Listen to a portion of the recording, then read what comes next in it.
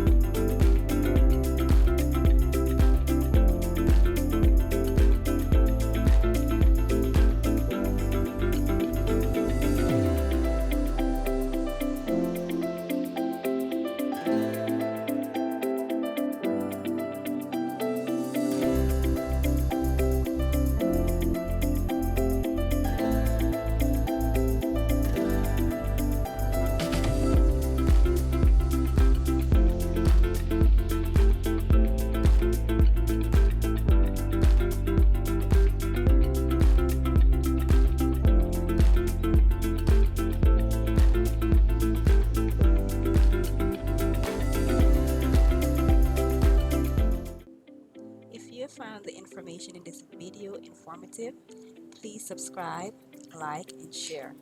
Thank you for watching.